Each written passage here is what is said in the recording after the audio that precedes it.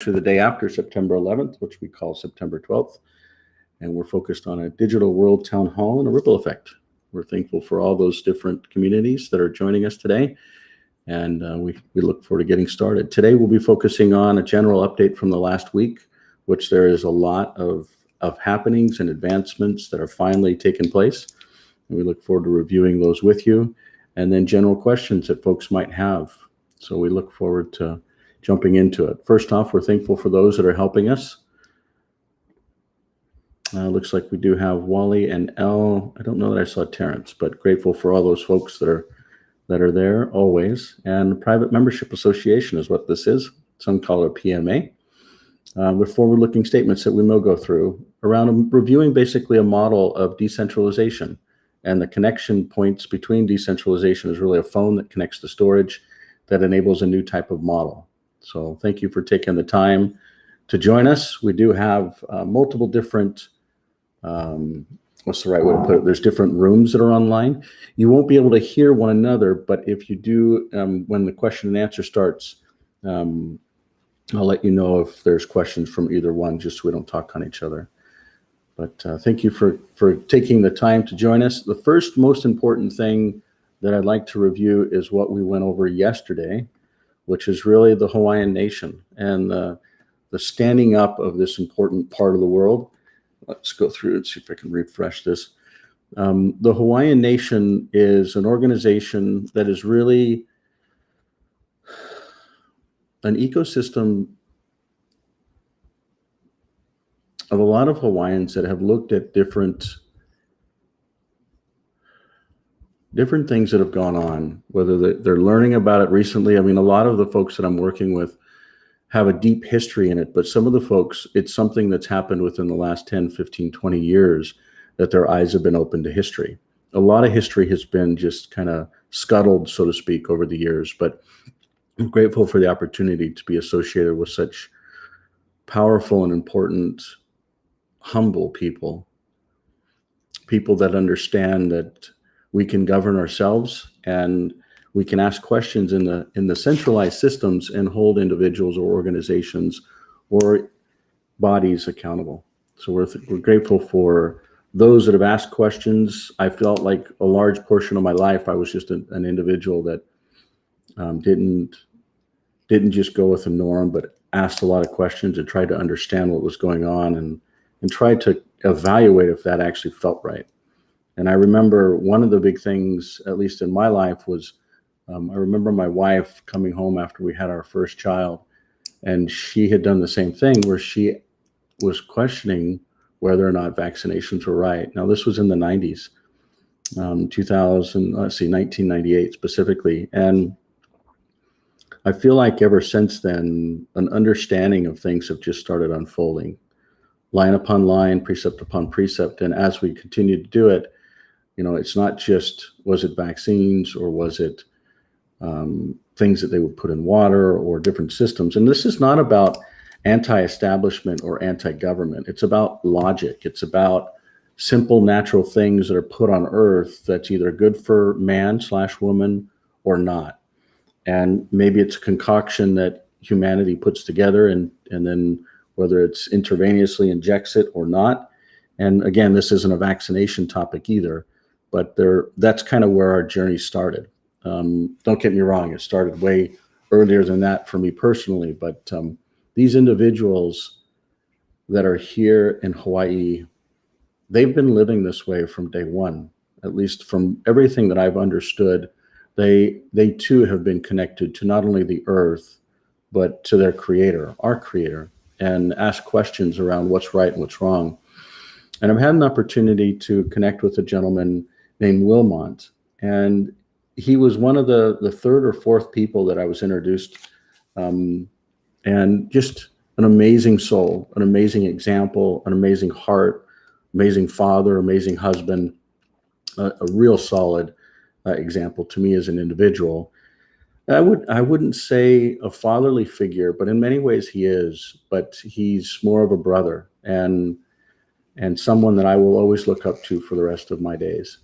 And I'm just, I want to express to him the gratitude of being able to associate with him and Charles. And these are two people that have literally locked arms with a gentleman named Joe and Kelly and stood up for their country. So this group of people, every day we basically connect, and we've helped to build what is this new decentralized Hawaiian nation. Now, there's a combination of kingdom, nation, and country that will basically combine into one. That's going to take time and some unity and a lot of conversations and a lot of collaboration. But these things have actually occurred, and applications have actually went live. What we're looking at is a website, and there's a couple things that will modify. It'll continue to grow. The look, the feel, the design, the flow, the apps, feature functions. For those of you that have been traveling with us for years, you watch it just morph every single week, kind of like what we do now, and you'll see it continue to grow. But there's actually a full-blown Hawaiian Life application, and it's available at hawaiian.life, so www.hawaiian.life. You'll see executable files actually dropping in within the next 48 hours, and there's a wallet that will tie to it. So Hawaiian wallet will actually tie to it, and all of this is built on infrastructure from the digital world. But it's a nation within that digital world, and it's a key nation that's within the Pacific.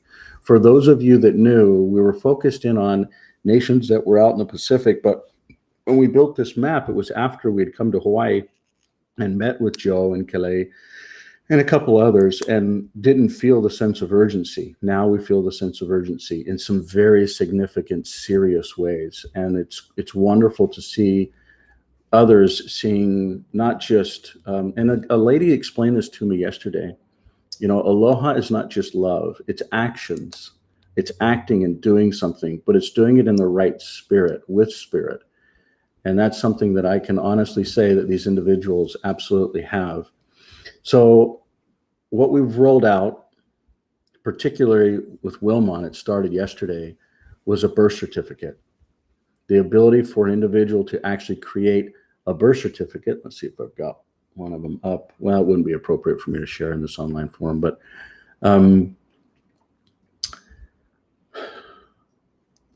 real time, and it was actually the first time I personally saw a transaction. It was the first time I saw something created within this Hawaiian world, and Wilmot was the one that actually did it. He was like, I need to start here. Everything burnt in the fire, all my records, all my history, and I actually did this for my son many, many years ago.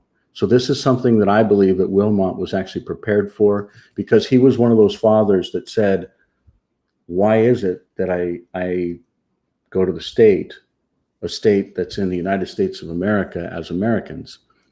I'm a Hawaiian. Why would I do that? What's the right thing? And as he researched it, it didn't say that you had to do that. It said if you needed one provided for you, you go through those steps. And we as humans just assume that. We literally it's something that just comes to us naturally. But through downloading this Hawaiian Life app, you can basically log into the digital world. And if you'd like, I can do it right now. And then I can also kind of go through the wallet side of it. So what I'm going to do is I'm on my phone, and I think I'm streaming on most video platforms as well. So what I'll do is I'll just open up my phone. And this is actually Clear Life. So you can do it with Clear Life or Vanuatu Life or Tuvalu Life or Samoa Life, or you can do it with some of the other platforms that'll come generically based on Android, eventually like Samsung Life and other apps. So these life apps will basically prove who you are. You can prove that you're alive. So I'm going to go ahead and click on the login QR code here. I'm also going to do it on my phone. The connection actually on my phone is really weak right now, but let's see.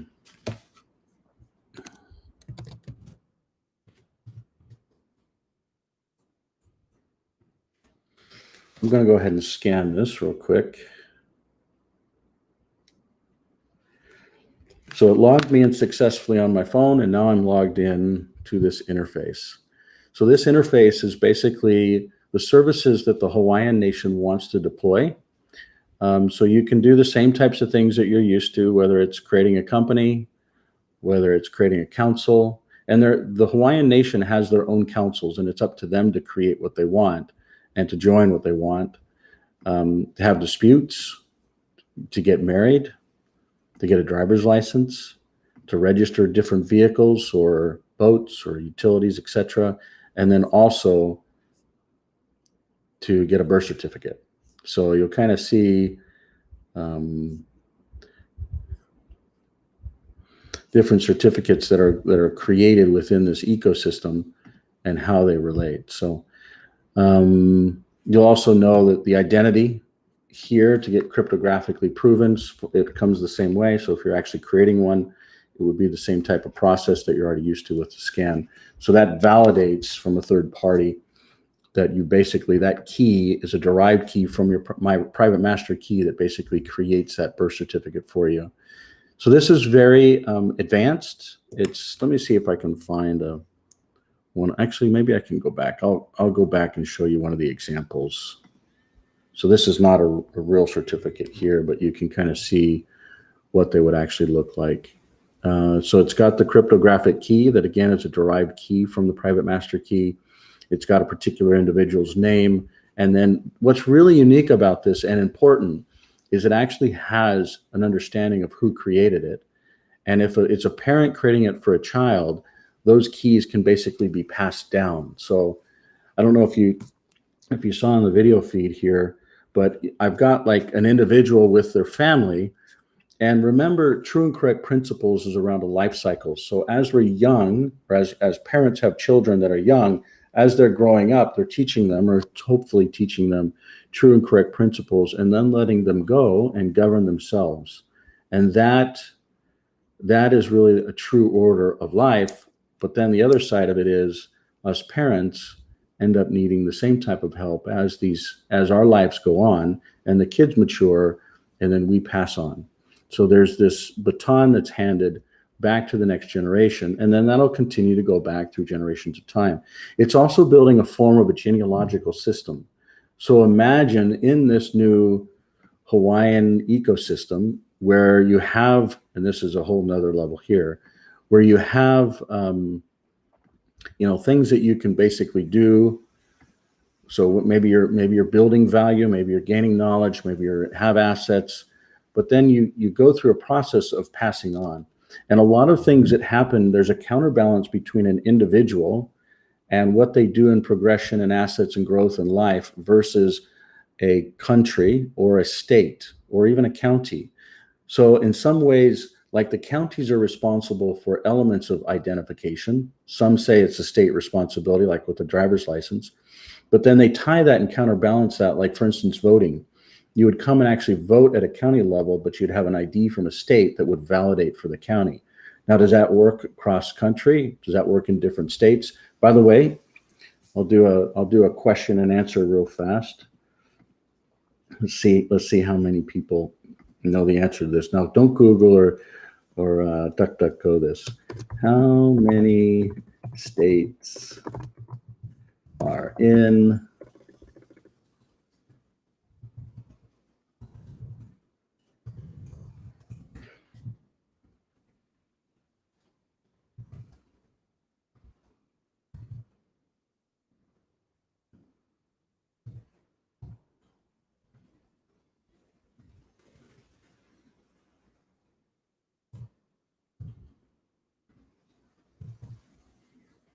Okay, so I just sent a poll out to everybody. Oh no, what happened? I wonder if I can edit that. So the 50 and the 53 got lumped together. I didn't add enough options. So you've got 48, 50, or 53. We know it's not 53. And then 56. So again, if you didn't Google it, go ahead and vote here. So I always thought that there was 50, right? So again, the question is, how many states are in the United States of America? And I've literally just in my own life, I've kind of always thought that it was 50. So we'll go ahead and give you another 10 seconds to take your vote.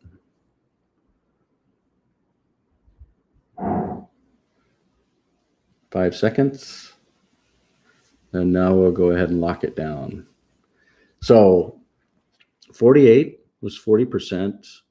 50 or 53, sorry about not doing that right, was 40%. And then 56 was 1%. And this last week, I was actually surprised to find that there's actually 56 different states inside the United States of America. I hadn't known that they'd all grown, like you got, American Samoa and others that just kind of clump on there. And when you look at that with population density, it's a very interesting statistic. But again, 56 states are actually in the United States of America, not 50. And one of the conversations that we're talking about with this Hawaiian nation is, a lot of these people, they may have an American passport, but they don't identify as American. They identify as Hawaiian. So what does that mean? What does that mean for them or for their posterity? And Wilmot, as he was going through this process of questioning this, literally ended up saying, I'm going to create a birth certificate for my own child. Now this child's, in their teens or a little older, and he created his own certificate particularly for his child. This is a certificate that actually can be downloaded and reprinted, not based upon a governmental ecosystem getting in the middle of it if it's requested, but it puts the power and control into the individual's hand. Whether they're having kids, whether they're making mistakes in how they're filling it out, whether they're accounting for it, whether they're keeping it, whether they're downloading it, whether they're storing it, whether they're grabbing another copy. And all that changes when you grab another copy is actually when you actually downloaded it. So the rest of the data, there's a change log behind it. As everyone knows, at least majority of the folks on this call, they know and understand that these types of technologies that are cryptographic timestamps can actually become something that can allow people, for instance, this call /video/recording is actually streaming live on 3 or 4 platforms, on Twitter, on LinkedIn, on Facebook, and it'll be posted on a couple others. And for years prior, every single week, instead of doing a video, we would actually do photos for the week. And so we would document. Now, it's a way to be able to use a third-party system like Facebook to document what actually happened. And it ties to like a genealogical record, but those genealogical records don't tie from the digital exhaust that we have, like on social media, or maybe photos that we're taking or within our life, that then ties to a genealogical record that we would actually have within our own life. So I'll pull up an example. So for me, I particularly use one pedigree chart, and I've used this for a long time. I look forward to a new system being able to be released, primarily because, and I'll actually go into this other view here, primarily because the data that's found inside of this system here, it actually is data that anybody can access, control, and change. But if people are older than a particular, like less than 100 years old, they actually can't link to it. And genealogical records are important for multiple reasons, not only identifying where we come from, but we're in an age where now remember, from a bio standpoint, a physical standpoint, and a digital standpoint, we're at a time where all of these can be linked together.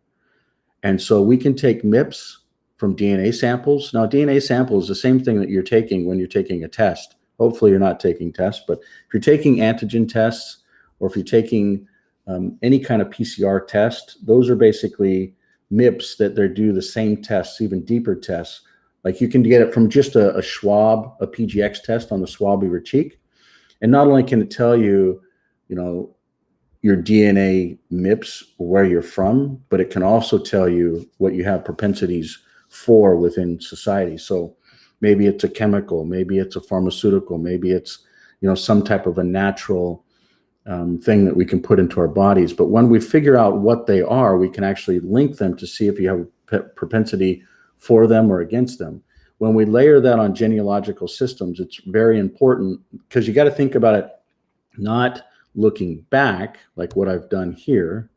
So if I zoom out here, I'm actually looking from my world, looking back up. That's not what I'm talking about. What I'm talking about is think about generations going forward and the data that's combined there, and how how we reacted. Because, for instance, we have a lot of new things that are in the environment, a lot of new things that are actually thrown at us that may not be natural. They may be man-made, and it may be by design to actually hurt the human body. The human body is a massive gift that we've been given, and so many of us don't understand the importance of it, and the importance of it in a clean way.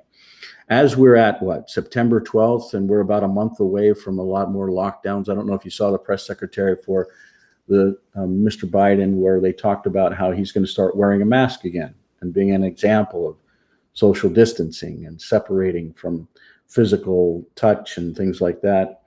I don't know if it's a standpoint of we're coming into October, or if it's by design, or if it's just that time of year, usually when the flu comes around. I don't know if you remember, but at least in Utah, it's always around October, November, when your body just starts shifting because a lot of the environment shifts. And everybody runs and goes and grabs these flu shots, and then you find out that everybody else has got these different sicknesses. We're not talking about vaccines. Most on this call already understand the reality of what that truly is. But what we're talking about is, in society, we have new toxins that actually link to the body, that tie to genealogical records, that actually is going to tie to health, and I believe something very important in the future. Something that we may not think normally about today, but when we talk about lighting up a nation and we talk about records, it's not just, are you born, and the dash between it, and did you die? Most tombstones, that's what it is. It's got a birth date, and you got a death date, and you got that dash in between it. Well, defining that dash, did you get married? Did you have children? Did you get sick? Where did you live? What did you do? We have data that pops off of us. And it's not only data with something like this that we can wear around our wrist, or like a ring that we can wear. So for those of you that are not aware, there's some advancements in the ring world. I'll go ahead and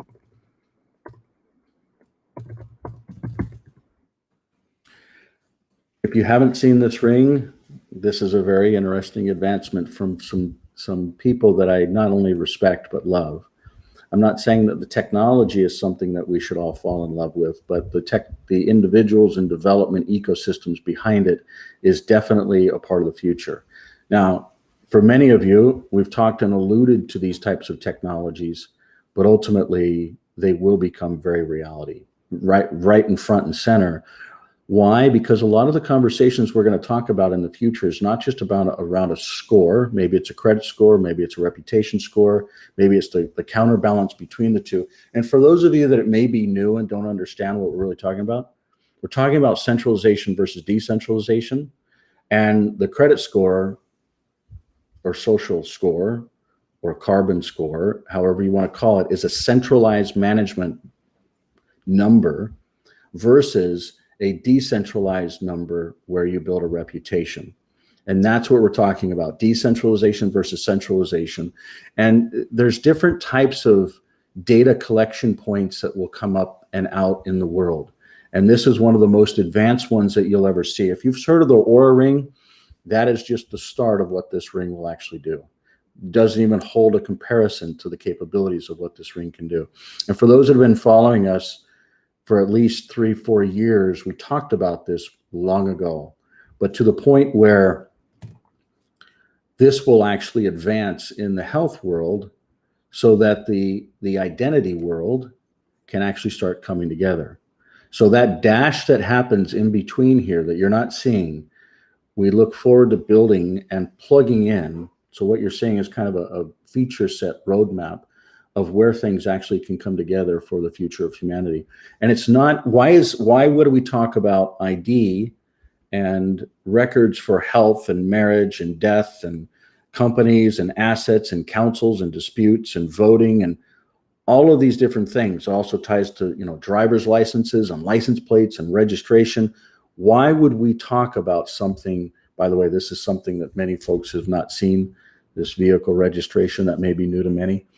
And I don't know if you haven't been to Hawaii before, before I came here, we were actually printing off license plates, tying cryptographic keys to them in Utah. No one was doing it. I'd never seen anything like it there. And I use the word never very not loosely. It's something that is not common for me to ever, the point that I'm driving at is in Utah, it's not common. Here in Hawaii, I've seen 5 or 6 or maybe 7 different plates that are created by an individual. And I've even talked to judges that went through cases where individuals didn't register a vehicle, didn't have a driver's license, and didn't have a license plate by design. Why? Because they were Hawaiian. And they understood that it was a God-given right to be able to exist and live on a planet that we all get the opportunity to be born into. Not as Americans, not as Hawaiians, but as humans, having an experience of freedom of choice, not to hurt others. And there's a fine line. And actually, there's not a fine line. Either you're hurting others or you're not hurting others. Either you're free or you're not. And if you're hurting others, there's consequences to that, which there should be a system in place, but that's a different conversation. So imagine an ecosystem, a part of the world where a license plate that ties to registration, that ties to insurance, all of that as a package would actually be welcomed. Not only welcomed, but invited. And that's really what I personally would say that I have felt within the last month, of a massive invitation to say, welcome. Welcome, brother. Open arms, wonderful smiles, wonderful hearts. And that's really what we've seen within this last week or this last month, and rolling out particularly, let's see, I want to pull up this site here. Actually, I'll show it over here. So go ahead and check back here every once in a while. Different browsers will look different ways. For those of you that are not aware, I actually use Chrome here, and for those, and then ClearOS Web for Mac here. So you notice how it's a little bit different, but a lot of the copyright controls, there's some different elements there. So we'll talk about that in a little while. So as we go down through, you'll see not just birth certificates and marriage certificates and death certificates, which are your normal, type governmental services, but you also see driver's licenses. You'll see vehicle registration. Right now, it's only going to be physical cars, but there'll actually be boat registration that'll come as well. There's other countries that we're working with some interesting advancements there. Also, they're also in the Pacific, and we just go west from here. They're a long ways west, but and then digital organizations such as companies, such as trusts, or decentralized autonomous organizations, which may be new for some of you. By the way, that's a fully legal and vetted ecosystem within Wyoming in the United States, and you can also create one of those at the same time. To also having digital payments within the Hawaiian ecosystem, which today is built on the digital dollar. And tomorrow, this last week, we actually did a couple video interviews with stores that are starting to actually accept some of these different types of payments. And yeah, it was actually really neat to record some of them. There were people there's like, we never heard of crypto. We don't understand this, but what is it you're doing? We would welcome this. And you'll also see some devices, not just phones, but scanners for the different merchant providers. It's like a phone, but it also has a barcode scanner that can actually scan point of sale systems. And it acts as a phone, but it also ties as a point of sale systems. So one of the early adopters of an organization that did that is Apple, but will enable everyone in the point of sale world to actually not only just run their inventory and scan things to check people out while walking around, but also be able to do the payment there real time. So land management is something that we believe will be a real massive opportunity in this part of the world. This is an example of a map that can be edited in real time. And it just so happens, let's see where we are. It just so happens that the gentleman we're talking about, this is his home here and his family home here, both of which were burnt down to the ground. This last week, we also had an opportunity to go into this environment and see some of the damage. And it's very interesting. It's real. The fires that look very consistent are the fires that happened in Australia. I don't know if you tracked any of that, but there were basically fires that happened about 2 years ago, and they happened right at the same area where they wanted to put in a track that connected up Melbourne. I want to say Sydney with Melbourne. I might be off on that, but I think that's what it was. Maybe if there's any folks on the call from Australia, and if you're familiar with that, I would welcome your feedback. But if you don't know, Michael, that was Sydney, Melbourne to Sydney, and now they've just potentially taken out Lismore to go Sydney, Gold Coast, Brisbane. And it was the fires where they wanted to put in these rails, these fast rails. Is that right? Yeah, conveniently, yes. Funny about that. Yeah.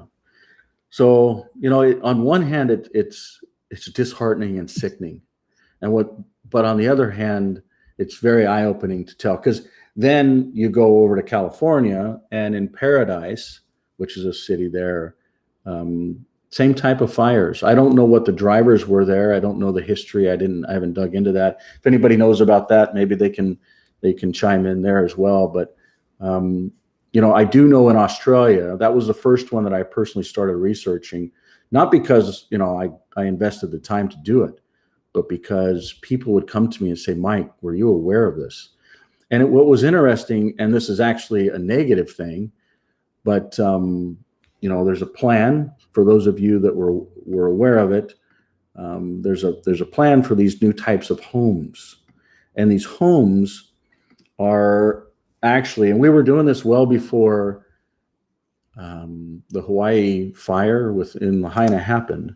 We're actually putting in 64 homes in Fiji, because the Fiji government the Reserve Bank had actually approved the creation of a digital dollar, at least not blocking it. So we're working with a bank to basically try and finance and then have payments come through on homes. But what's been brought to my attention is any of these laser directed weapons that are out there, when they hit aluminum, which is actually the same materials that these things are made out of, it actually literally incinerates it. It melts it down, and it does crazy stuff within the fires. These fires look very different than anything I've seen before. And we were able to actually go and look at like how glass just melts, and how steel or aluminum just literally melts. It's not like it burns in shards. And what's crazy is the heat that comes from these. It's not like there's flammable things around them like trees and grasses. It's either DuPont, who actually makes a lot of the windshields, and these things must be highly, highly, highly combustible, or something is going on that is not natural. And I don't want to talk about conspiracy theories and all these other crazy things that are out there. But I'm pointing out the obvious of what is going on. There's also some things yesterday that happened. Again, yesterday was September 11th, and I know that's a special day in America, not for a good way, but as far as remembrance goes. But September 11th in Hawaii is a very significant day, because 126 years prior, sovereignty was not only taken, but their land was taken. Their identity was taken. When I say identity, I'm talking about they were specifically said, you need to comply with these other types of systems. Now, were all the systems in place then? No.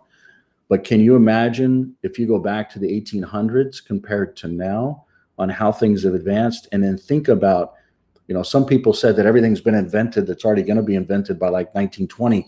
And can you just imagine what's going to be invented in the next 100 years or 200 years? So the precedence and the ability to actually have people own their own identity and their own data is massively, massively important. So with that being said, I'm going to stop blabbing. The real core advancements is this Hawaiian nation, the system. Land management. Land management is somewhat immature. It's probably the most immature system today. And dispute management. Dispute management is actually solid. It's the same platform that we're using here to communicate, and then we'll blast this out to the rest of the world. And it's not Zoom. If you haven't seen the updates from Zoom and their end user license agreement within the last 30 to 45 days, pay attention to what's going on. Your privacy and liberties are literally being violated with every meeting that you have. Some people say, I don't care. Some organizations, roll it out worldwide and don't care, primarily because they want to connect with things in these other cultures that are going on, namely in China. And I don't disagree with one organization that's actually doing it because they want to show what they're doing. But everybody else, I don't think we understand what is happening online. We are being profiled, not just as individuals, but as society. Everything that we do online is being tracked, traced, and stored and meta-tagged. People could say, I don't really care about that, but eventually you will, because it's not just a matter of what's happening today with digital ecosystems, but tomorrow. And what I love about Hawaii, and there's a lot of things that are moving around here that I'm not going to talk about. We'll talk about that next week. But what I love about Hawaii is the spirit of the people. They will actually do things because it's right. That's one of the things I also love about the Pacific. I would say that's in general across all Polynesians, or majority, that's almost all Polynesians and Micronesians.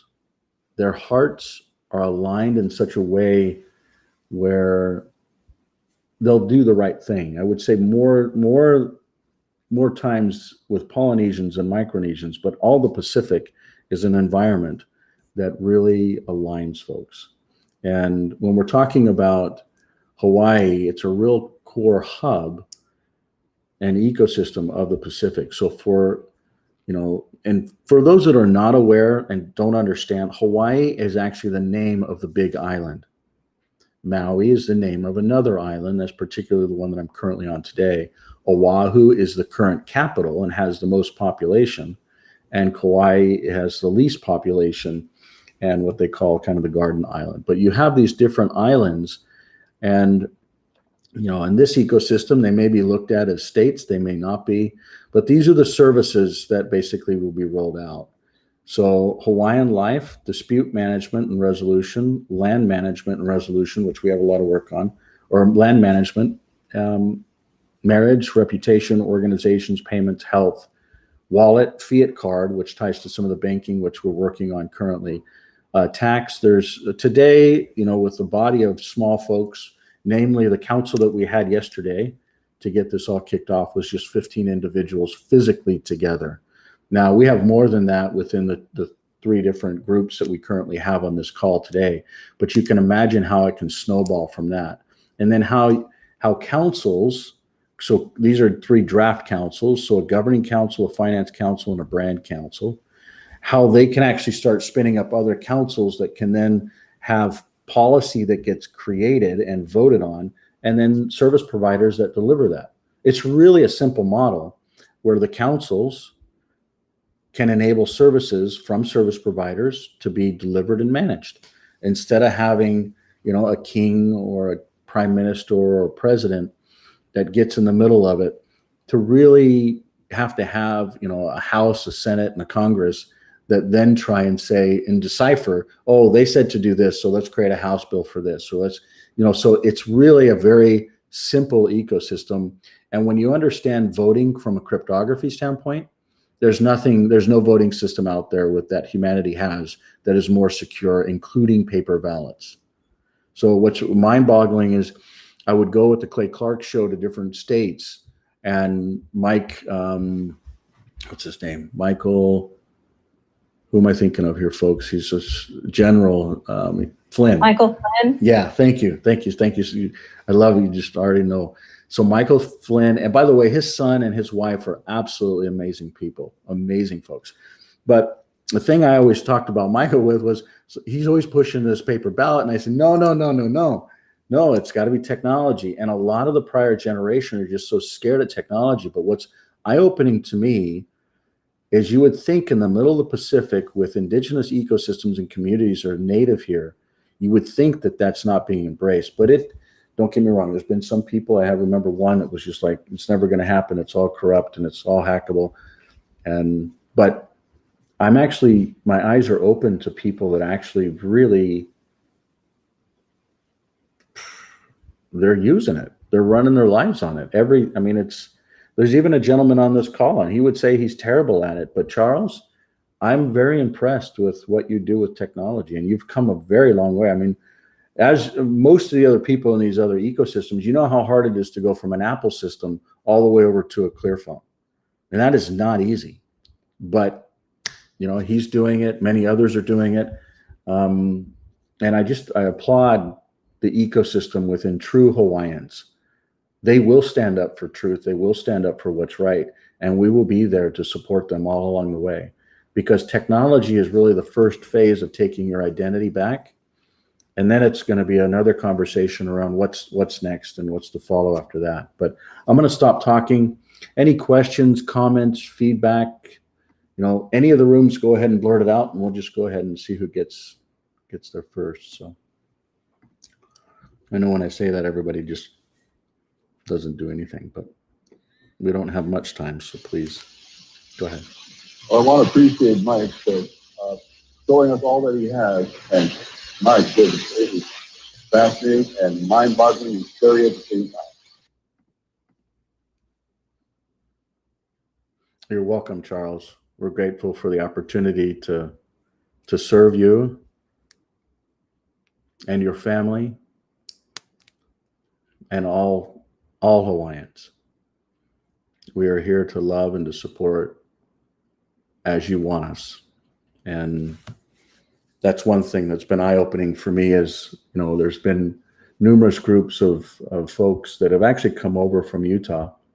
Believe it or not, there's like 3 or 4 groups of us that have all come, and we're all kind of working on the same type of thing. But it's been very eye-opening to see the welcomeness, and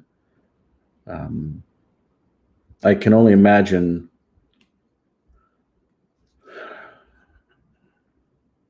the reality to, and there's probably other cultures that have their culture taken from them, their identity taken from them, their language taken from them, their land taken from them, their voice taken from them. And what I'm seeing now is their birthright is taken from them.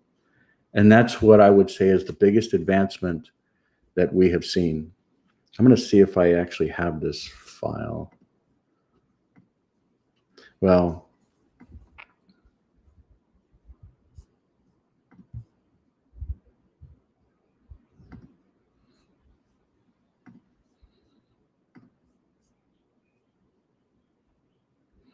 yeah, I don't.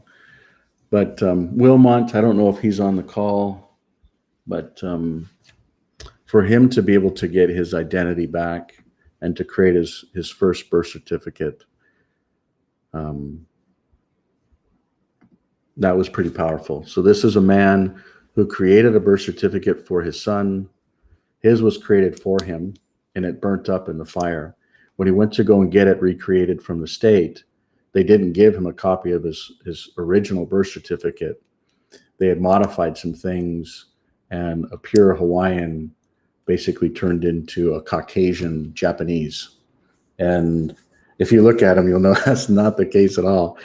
But it's interesting to see how not just identity and voice and language and history and land, but now the actual birth side of it. So the world basically blends into this one world of, and this is the sad part. And I also think it's a part of the plan where there are no governments anymore. It's basically some secret combinations that then go and control the whole world. You've got private combinations and you got public. The public ones are governments, and the governments can actually create treaties and diplomatic relations and do things that allow their citizens to travel or not travel, to connect or not to connect. That's one advancement that you'll see over this next week. If you want, I can try. Let's see if I can.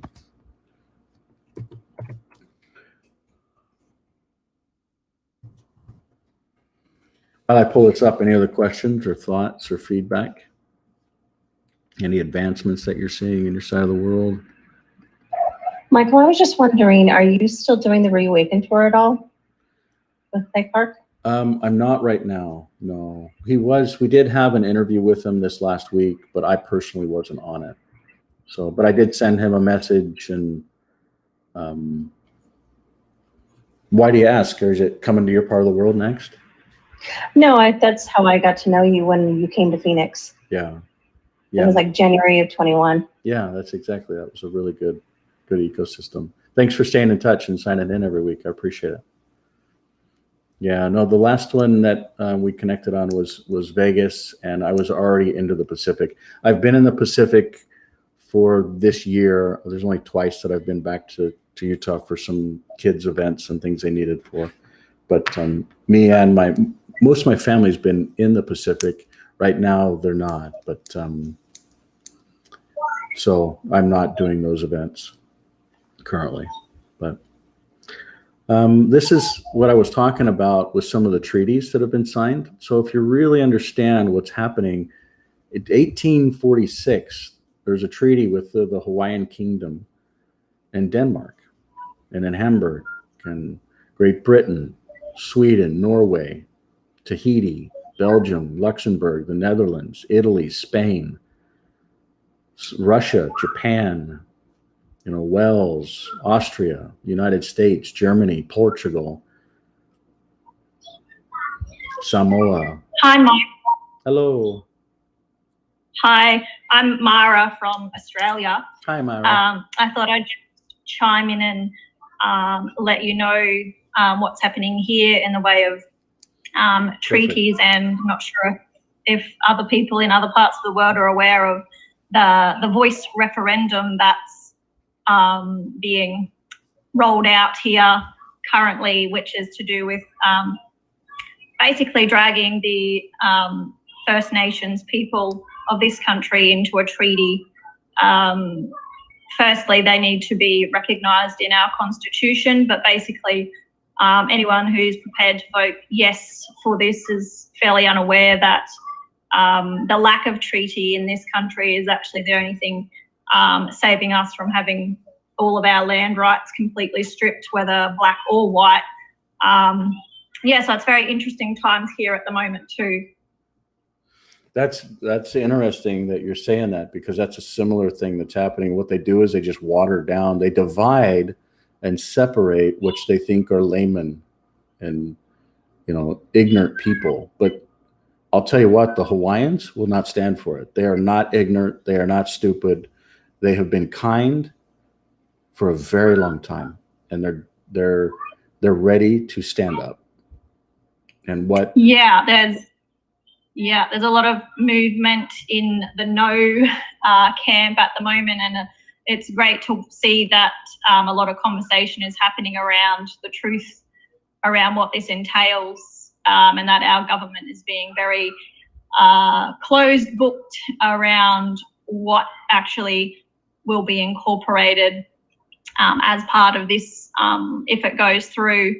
And it's a bit the same here. A lot of the First Nations people here, especially of course the ones who haven't been bought out through corporate greed by the government, are definitely standing up and creating massive waves. Australia's been very much a victim of instilled racism, where our government likes to give a lot to Aboriginal and First Nations people with one hand, but at the same time, and currently as we speak at the moment, are still stripping away sacred sites and bulldozing their sacred lands at the same time, yet saying that they care and that they're sorry about what went on. So it's all very interesting. But yeah, that's basically what's happening here. But yes, there is a lot of movement against that, and a lot of and also just the fact that I've hopped on here today to see what's been happening with the Hawaiian Nation set up. There is actually a lot of movement around that, like similar type of movement happening here as well.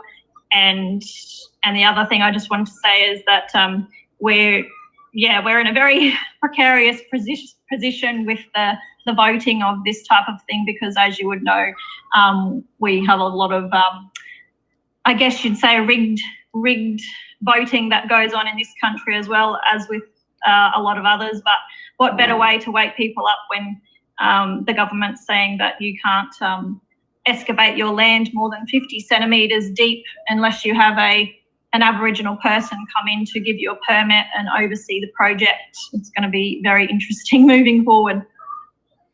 Yeah. You know what just hit me as you're talking through this, and it hit me hard. Australia is in the Pacific, and we have always targeted, when we talk about this digital world and the rollout, we skipped over Australia by design.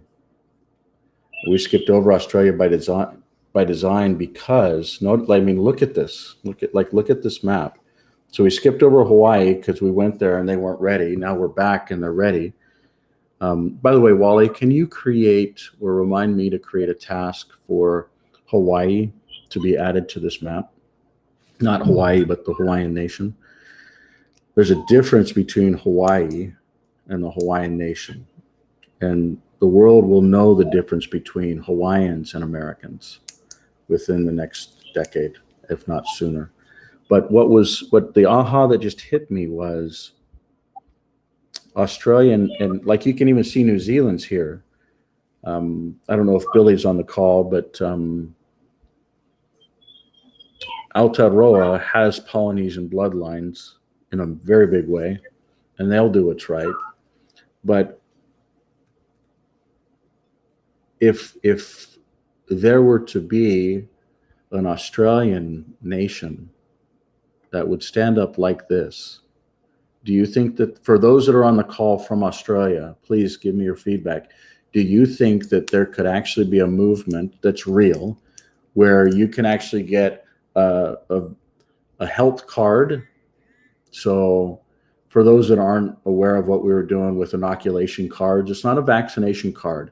It actually you have your blood taken, you have a real physician look at antibodies, and you prove that you're actually, you've already overcome any kind of, they can do different strains, but it's tied to this ID system. So I really feel like Australia is very advanced on, and same thing with New Zealand, but they're very advanced on using technology for ID and for transactions, but they're a test bed for this deployment for centralized systems. Do you believe that if we were to build an Australian type system for the natives, for the Aborigines that are there, which are, Micronesian is deep. It's very similar to the Aborigines. And so like what we would find in Papua New Guinea or in Vanuatu or in Fiji, those similar type bloodlines. And maybe I'm wrong. Last time I was there was 2007. We bought a company and we went down and we met with all the Telstras and Optus and Vodafones of the world down there. And I remember in the sky, the government wrote with planes, with their exhaust or however they do it, "I'm sorry," or "We're sorry." And that was, I think, an apology for taking kids, similar to what Australia or what Canada did with some of the kids that they took, and they took from their families and they put them in churches and homes. But I'll ask this a third time and then I'll be quiet. If we were to build a system like what you see here, where you can register an individual decentralized, where they can have transactions, identity, marriage, they can do certain things with registering assets and businesses and land management and dispute resolution. Do you see a potential there in Australia, or is that just... Michael is back.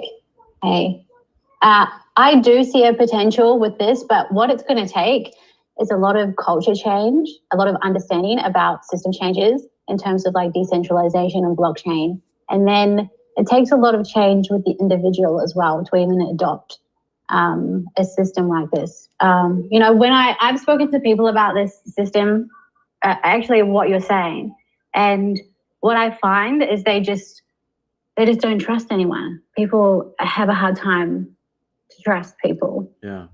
And people don't want to adopt, it's just like, it's an individual choice. And I think people, honestly, if you've worked around me, I'm such an easy person to work around.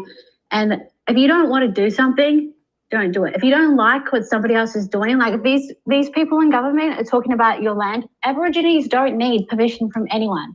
Yeah. No one needs permission from anyone. that's their land. Like, they can do whatever they want on their land. Like, this whole yes/no thing is got people into this this division with one another, but you're not actually paying attention to what people aren't paying attention to what they need to do. They just need to disconnect from these places and go their own way. That's what needs to happen, but people are not brave enough to do that. Australia is sterile. People here are sterile, and they don't want to take responsibility into their own hands. And I totally agree with that, Beck. I was going to say the same thing. That's the biggest barrier. People need to stop playing the victim. Victim mentality is over. 3D and 2D thinking was expired 300 years ago. We are now living in the fabric. We're now living in the fabric of the 4D and the 5D space, and we need to start having this higher vibration and moving on to what we need to do together. Otherwise, we're going to get stuck in these places of nothingness, and they're just going to go around in this generational circle of nothingness. Wow. So many people, even though they know all of that, aren't prepared to take steps to remove themselves from the current system. And I know with the circle of awakened people that I know, I'm probably one of the only ones that actually is across and open to shifting across to this decentralized digital, quantum and blockchain technology, because so many people are now still at that level where they're aware of the centralized digital ID system. So there's a massive roadblock around that. But I was going to say, in response to your original question, Michael, whether there would be enough support around creating a nation system similar to the Hawaiian one that's being built. There is actually communities starting to pop up that are along those same lines. Not so much the digital side, but yes, there is a First Nations sovereign nation down around the Coffs Harbour area that offers a similar type of thing. So they offer an ID card for their nation, a driver's license for their nation. So I know that there is a few different ones. I know of another one I think it's called Universal Community Trust. So there definitely is support and movement in that area. It's just a numbers game as to the support and people being ready and when they're going to hit that precipice of enough is enough. Yeah, interesting.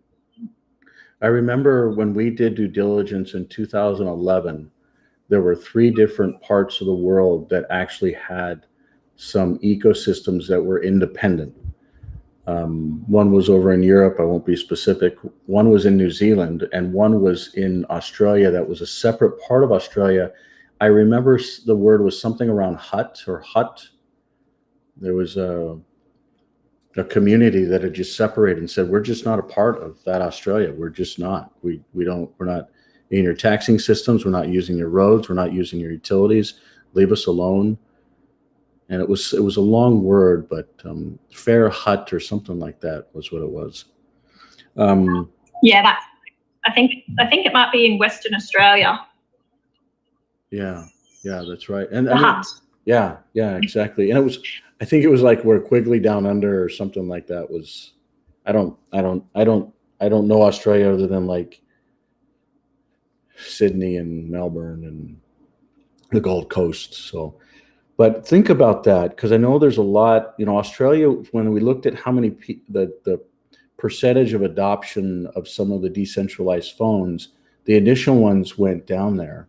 Some of the later ones, the Armor phones and things like that, they're not, anyways. Just put that out there for a second, and let's, maybe not today, but let's just kind of think through that as you're going through your course of life and business. If you think that there should be a stop for Australia, let us know how that could actually play out. Because I see the same thing where people have no urgency, they're complacent, and the government is very strong. Like when we were traveling through these different countries, like all of these countries I actually traveled to on a passport that was not of a first or second or third world country passport. It's a new digital country. And to see how far they're taken over or not. And I actually met with a representative. I actually missed a very key activity that has changed the course of life, but that's a different conversation there in Australia. But let's just kind of think through that to see if we actually would put a number. And I'll actually grab a reminder here. If you don't mind, I can tell you just a little bit of trivia. Some of the other Australians may or may not agree with this information, but it's the information that's come to me that's fairly widely available, is that Australia is fairly unique in that our constitution, the geographical definition of our constitution actually only incorporates Norfolk Island, Lord Howe Island and Christmas Island, and that people on this landmass known as Australia are actually only governed through our birth certificate under a maritime law, because when the Commonwealth came to claim this land, it did not satisfy the international law of terra nullius in any way. So they didn't actually claim, they weren't actually able to claim this land as such. So we actually do sit on no man's land, and it is the First Nations people that do still hold claim to this land to this day, hence the voice trying to come through to change that. Yeah, I don't see why there shouldn't be an issue having an ecosystem here, but it's going to take people to adopt it and understand it, and it will just take some time and some culture change, I think. So definitely put it on the table, maybe review it again in the future. Okay. Well, the work in the Pacific is massively moving forward with what happened yesterday. You know, this Hawaiian nation is not something that should be taken lightly, primarily because when you look at it, look at the depth and the history here. And really, I think they just didn't know how to organize and how to stand up. I'm not talking about war. I'm not talking about bloodshed. I'm talking about exactly what was just mentioned with Aborigines and natives down in Australia. It's their land. Why is, for instance, and I just found this out this last week as well, here on Maui, okay, within Maui County. Remember that last week's I was actually at their county meeting while I did this call because they wouldn't let me in. They did it at the Ritz-Carlton. Security was crazy. You couldn't even drive onto the property if you weren't on a list. So I walked down to the native lands where they have burial sites and basically set up shop, and that's where we did our call last week. But while Maui County was actually meeting, and I was there to observe, I wasn't there to hurt in any way, and even talk negative. I'm trying to find solutions, but they're so closed that it's very eye-opening. Something is not right. There's something that's being hidden, and the gal that's running, just recently put in over housing, actually resigned. She just couldn't deal with the pressure, and she just kind of just gave up. But when I look at what's transpiring, the permitting fees, if you want to build a new home, even if it's a small lot or big lot, it's a minimum of $250,000 US, so $250,000 just to be able to build a home. Now, the average quality of home over here is nothing compared to what I've seen. Well, I shouldn't say nothing because there's some really nice ones, but the average home and the segregation between the upper class and the lower class is massive. And I think that, you know, that's probably one of the biggest reasons is they take something that is natural for an indigenous individual that just takes the land for granted. And they really do think about the land as different. I mean, for instance, one of the places that we were looking at with its 940 homes that we were hopeful to potentially build, maybe it was 920. This was sugarcane fields that was then basically taken over by the county. And I don't know this for sure. And I'm even looking at this for my own genealogical reasons. And the reason I pulled this up is I have some ancestors that actually, like in this ecosystem, these guys actually came over here and back in the days, and were actually missionaries here, and donated land to what's now known as the Polynesian Cultural Center. And there's a temple, it's sacred here, and there's a university that it's on. And how did he buy that land? These are questions that I have. So how did he come into it? You know, the money that was actually given from this religious organization to go purchase land, the other gentleman put in his own name on Lanai, which is a different part of this Hawaiian ecosystem. But my own bloodlines and forefathers came over, got this land somehow. And I'm going back over there to try and figure this out. But how did these folks actually get this land, and how did they actually give this land to others? Why did they get that right? Because from my perspective, we're all visitors here on earth, and we all have a stewardship to serve others and not rule over others. If we're doing that, somehow we're taking away dominion or choice if we're ruling. And that's why what's happening here is groundbreaking. When we talk about, you know, a kingdom / nation / country that's standing up, leveraging decentralized technology with councils that actually govern it, and they govern themselves, and they don't do it for gain. They do it because it's the right thing for their society, for their families, for future generations. That's pretty important. And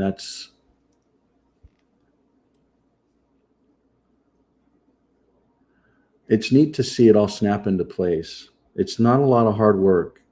The hard work has really been getting to the point where the technology and the framework was there, but the doors are opening so smoothly. I'm ready for one. Like even earlier today, we got called. I personally, there's a new smart city initiative that's going on in Hawaii, and there's a new digital government event. I've talked to you about this before. Let me see if I can find it.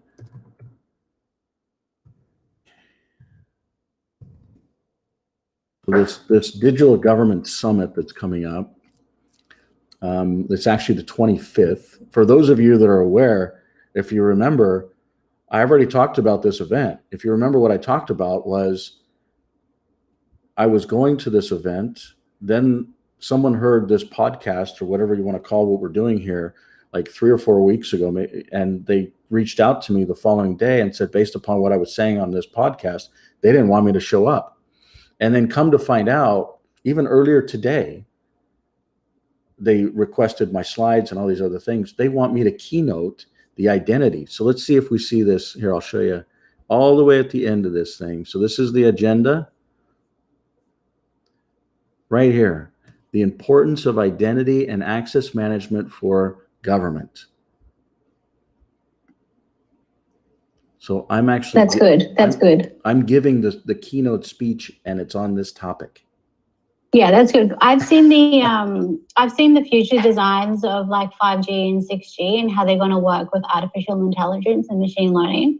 So it's definitely going to be the private networks and the private devices that we have that are the most important. So that's really, really good. Yeah. It's good to see a good vision coming together, even though, the 5G and 6G ecosystem is it's a sensing system, so it uses 2 types of technology that I personally think needs to be broken up and innovated. But it is how it is. I can't control it, but it is definitely going to be the private networks and decentralized ecosystems, ledgers, maybe even like quantum protection of some sort, so it doesn't like break the code in the future. I don't know, in terms of like algorithms, if the digital world is like holds up to like Shaw's algorithms, can be broken. I know like quantum, I think it's the quantum security that they're working on, I think at IBM. Yeah. So it's like harvest data and then decrypt it later, you know? Jeez. What a world of technology to live in. But that's actually exactly what's happening, right? So they meditate the data, they store the data, and then they save it for future generations. And that's a similar thing to what I'm talking about when we talk about these genealogical records and when I talk about these systems. When you log into these systems, you're actually logging into an ecosystem where you can actually manage your own data and your own history and your own. And by the way, before I forget this, this is an interface that the actual service providers get to use to manage folks that come in. So let's say they come in and they want a driver's license or validation around their ID or some type of an identity that has some elements of, let's say they need some type of health screening or some type of third party that's delivering a notary service or something. This is the tools in the back end for those service providers. Massively valuable, because the goal is to get these different nations to stand up on their own, and you basically have a council that creates policy, here. So these different councils can create other councils, they can create policy, and then the service providers deliver and uphold that policy.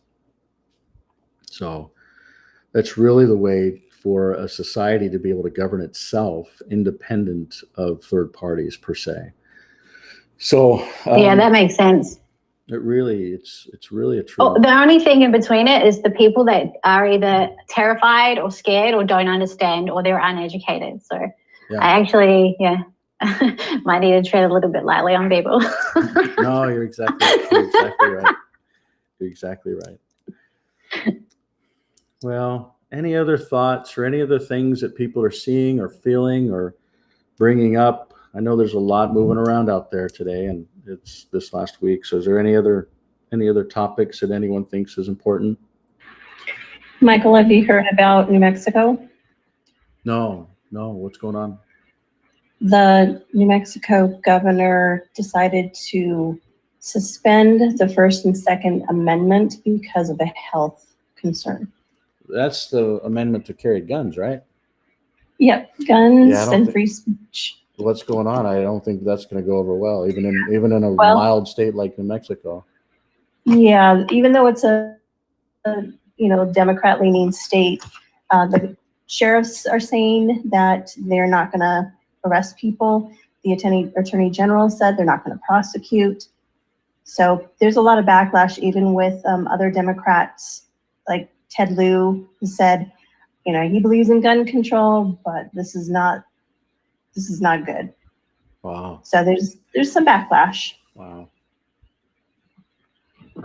And so there's been protests, peaceful protests where people are walking around with their open carry, and nobody's been arrested. But I just I didn't think you might have heard, since you're, I don't know how well you get technology and news in Hawaii, because I've heard Wi-Fi is still not that great, but. No, the connection to the world is really solid, but I do my best to not even go there. Speaking of that, I need everyone's help. This is a gentleman, so his name is Big Al, or something or other, and Jimmy Levy, he sings a song. I'm gonna actually play it here at the end. I played it at the beginning, but Jimmy, I invited to come out here and pay for his flight, his hotel. He's never asked for a dime. He's always as loving and kind and respectful. The last time we came out in January, I was actually with him, with some of my kids down in Florida, spent some time with them. And, we went swimming to phones to, spent time with his mom and his friends. And he's just such an amazing soul and human.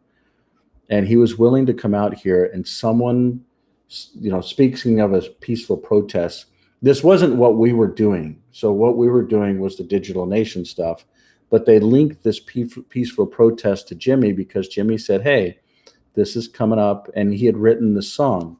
If you haven't seen the song, this is what it looks like.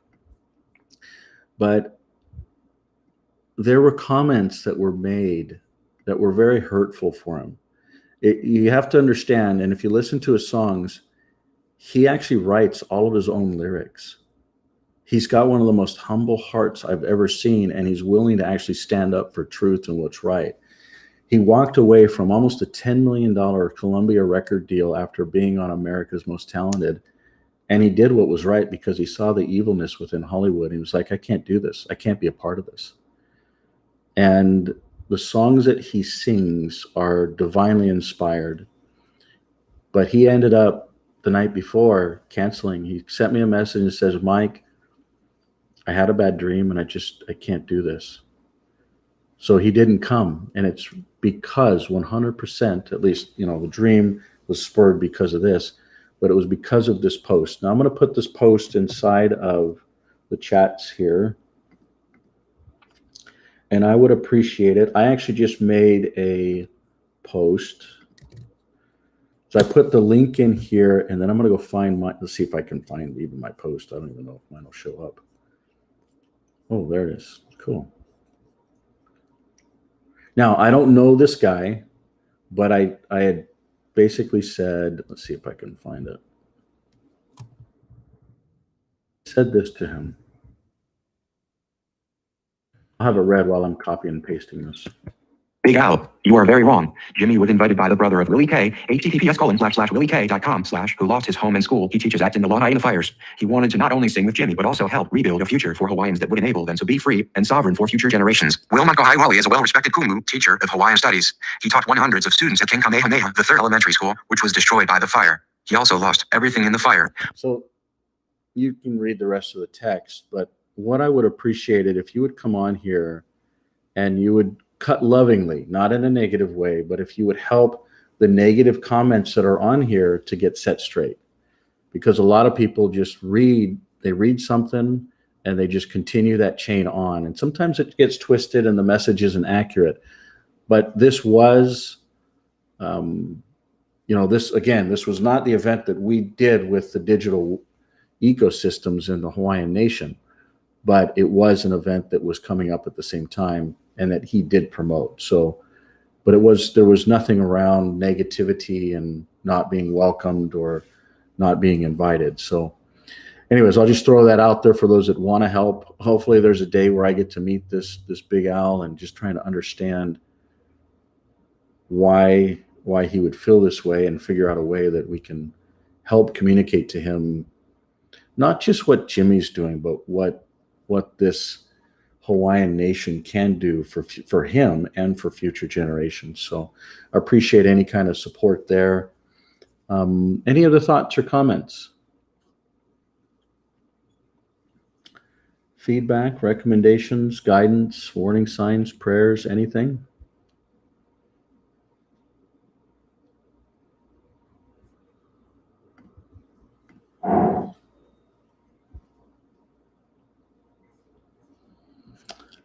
Before we go, I got a message. Let's see here. Yeah, no, that's fine. I'll go ahead and privately reply to that one. Okay, we'll go ahead and listen to Jimmy's song and then we will wrap up. Thank you for joining us today. We will plan on seeing you next week, same time, and then we'll plan on attending that event on the 25th. I don't think it's on a Tuesday, but we'll let you know as it progresses. Here we go. And Thanks, Michael. Thank you. Thank you all for attending and for always just checking in and seeing how things are progressing. Here we go. Michael.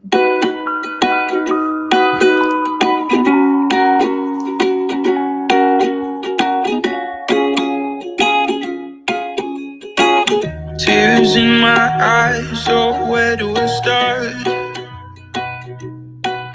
It seems like everything is falling apart. Blue canvas sky, but something painted it dark. From the ashes there will grow a garden of hearts. There was no warning, no alarm. Lost everything, but not our faith in God. That's why he sent his only son to save this whole only ground we're standing on. Won't you stand with the line?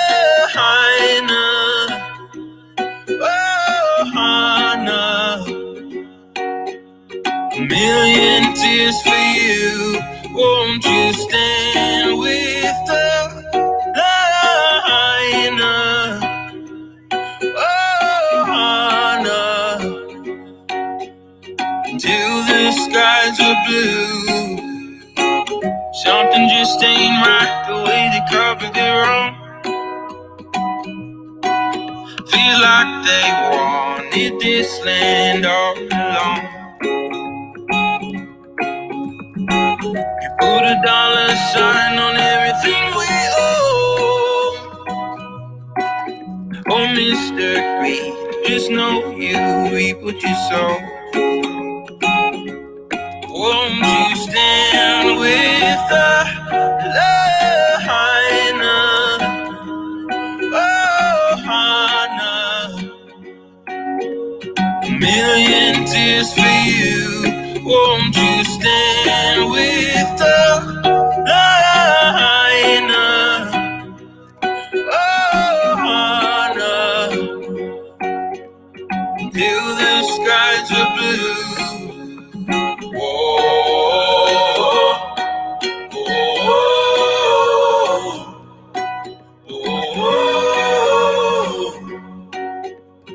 Kindness not for sale.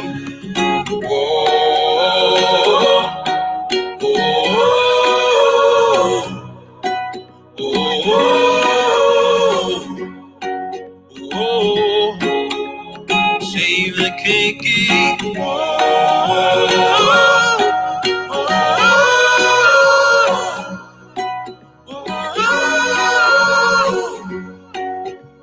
Kindness not for sale.